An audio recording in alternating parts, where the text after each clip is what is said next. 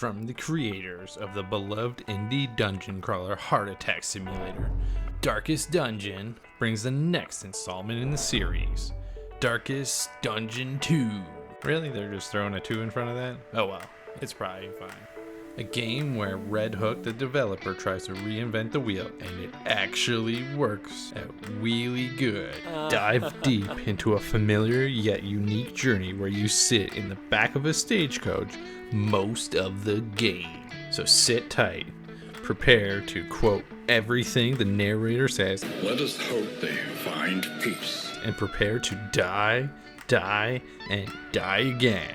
But maybe in this run you'll discover new lore about your favorite waifu plague doc, Darkest Dungeon 2. I'm the one, True Sir Salty, and this is my first review. Hope you like it. Darkest Dungeon 2, it truly breaks the formula of the original, but still keeps the turn-based combat, which is the main gameplay, not only intact, but adding refreshing changes to it. I will say that it wasn't great having to wait for the Epic exclusivity to be over with, which was about a year and a half long, but it was definitely worth the wait, and especially not have to buy it on the Epic Game Store. No offense, but some offense. I will be covering what I have learned about it so far and share my thoughts on key aspects of the game and what makes it so great, and the things that aren't great. The transition from 1 to 2 was quite staggering at first glance. The familiar hovel of the estate and the garrison of heroes to carry out your will is nowhere to be seen. Instead, you travel down a multiple path road through grisly locales often decimated of civilized life in a war-torn stagecoach. You are given a default set of heroes, and you set off to plan out your first adventure, for better or for worse. As far as roguelikes go, this feels right at home with titles such as Slay the Spire, or FTL. You're giving options on where to visit and what's there if scouting does its job, and have various encounters along the way, mostly consisting of fights, damaging your stagecoach, shops, healers, and even bosses of the area. I do not recommend doing bosses immediately in your first playthrough. Remind yourself that overconfidence is a slow and insidious killer. The game does a great job at throwing a bunch of tutorials at you, but it does pay off as they do teach you what you need to know, mostly. The main loop of the game is quite enjoyable. Form a party of randomly quirked out heroes you have unlocked, choose an act to tackle, and ride or die. Repeat. You collect a currency in the form of candles from various locations and actions and rewards you with permanent unlockables and upgrades, such as heroes, as well as upgrades for them, and a hell of a lot of items. And trinkets. All of these unlockable items will appear in future journeys, so collect damn candles and you'll be able to sculpt your dream team into perfection. Just don't tell the flagellant he's too skinny. He might take it personally, if he can still feel anything at all, that is. The stagecoach you drive in acts as a nice reprieve after an unfavorable fight occurs and allowing your heroes to lick their wounds. And as a bonus, while traveling, you can run over garbage in hopes of some much needed supplies. It acts as a fun minigame on the side. So traveling and the main loop gameplay out of the way, let's talk about what everyone wants. Character lore! No, I mean combat. Really, I do. It's combat. We're talking about combat here. Combat still remains a staple of the true fun and horrors the game brings about. Great when your team feels unstoppable, horrible when you're blinded for the 5th damn turn in a row. Unpreparedness aside, they kick it up a notch when it comes to new mechanics. Generally similar turn-based, but with a few new things such as combos and fire debuffs, as well as combat items. Combos add mechanics where they have added effects when you use another ability while the enemy has combo on them, and while fire acts like fire does. It burns you over time. It's a new damage over time. It's very simple. But for the most drastic change is the affinity system. Throughout the course of your run, you will gain and lose affinity with characters through various ways. Essentially, it just boils down to being good pals with one another or hating each other's guts completely. The means to gain affinity is quite simple. In items are usually your best friend for making best friends, plain and simple. You can play some darts, have a sparring match, read some poetry, or have a feast, or my favorite, you get some drinks together, share some whiskey or a keg or two. It is by far the best use of the main currency in the game, so get to spending whenever you get to an inn. Other ways affinity are gained are by traveling and choosing paths that characters agree with, similar with events and choices at locations, but that being said, otherwise, it comes down to combat. It is by far the more interesting choices than the other options. What actions you take in combat affect gains and losses here. Heal someone from death's door or who have just recently taken damage, you will more likely gain affinity and favor with that individual. Though the other character who is also injured might take offense to that and get jealous that he wasn't healed. Other ways are following up with attacks with one another or defending or moving allies who are in trouble. It is somewhat random when these affinity gains happen and are not guaranteed, but it is a very nice fun bonus in the midst of combat. So affinity, we've been talking about it, but what does it really all mean in terms of combat? Well, you get big differences, that's what. For starters, resting at an inn, heading to a new area, when affinity is high enough between characters, a bond is formed. Or if it's low enough, they will hate each other. Let's start off with negatives first though. This happened the first time I had lost 2 of my members before the chapter 2 boss. I had my heavy hitter and my jester left. And thought I could be okay, as they do provide you with new heroes once you reach a new inn. Received 2 new heroes, and I thought, well, the other 2 are still best friends, so it seems like it could be just fine, right? I can recover from this. Well, you'd be wrong. The 2 randos that joined were absolutely jealous of the other 2, and both gave negative relationships immediately. When a positive or negative relationship is formed, it directly affects a specific ability. These are called curses or blessings. Negative relationships add the cursed ability regardless to your bars, and when you use them, will have negative effects such as adding stress, debuffs, or even attacking each other.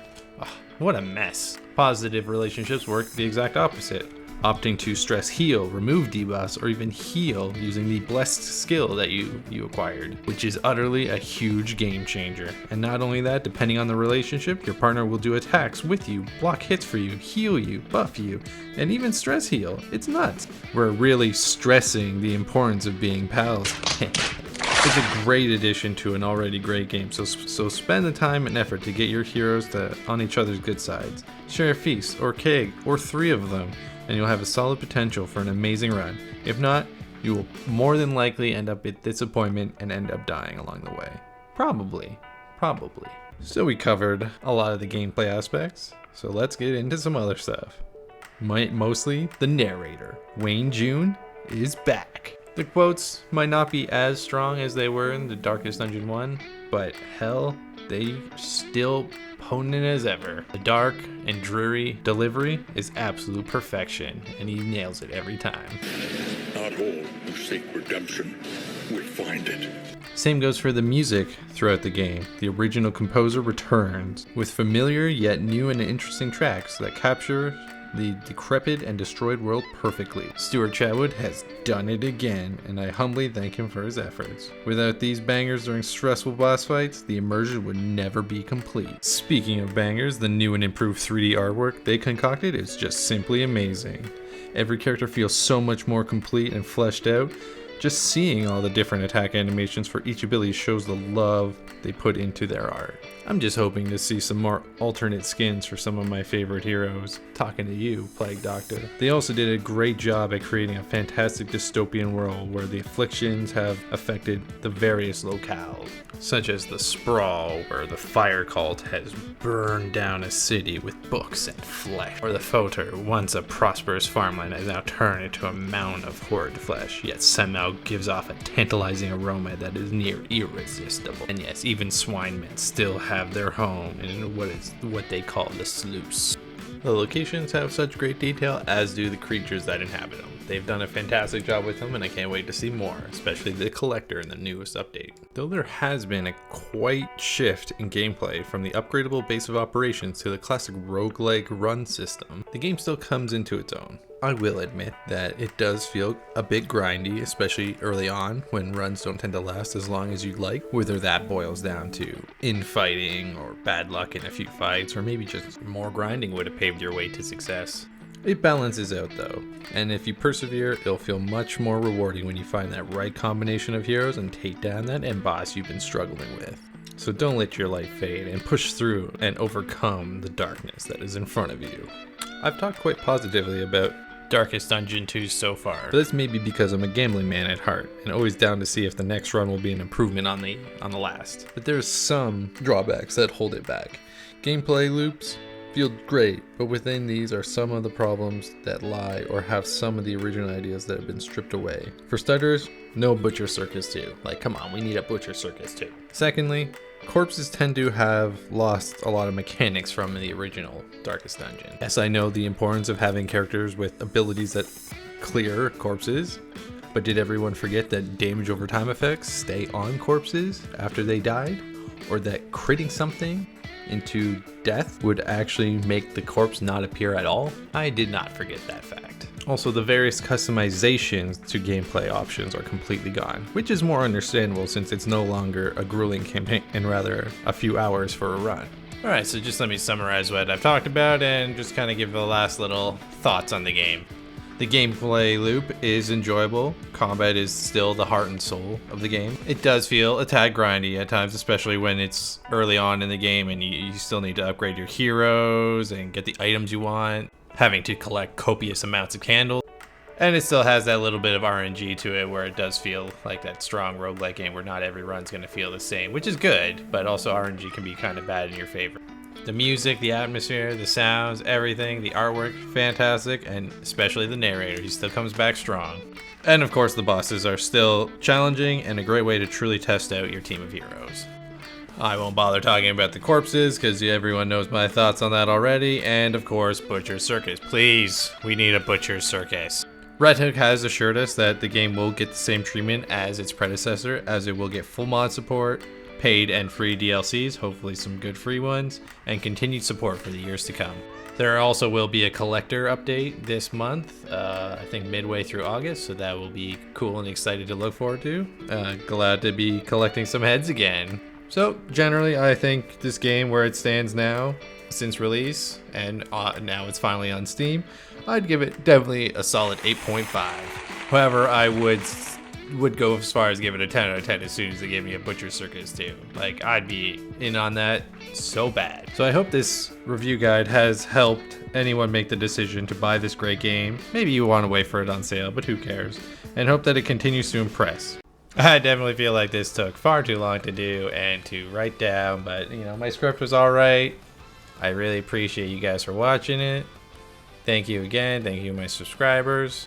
Feel free to comment down below and just tell me how good I did. What did I mess up? Just let me know anything. What did you do today?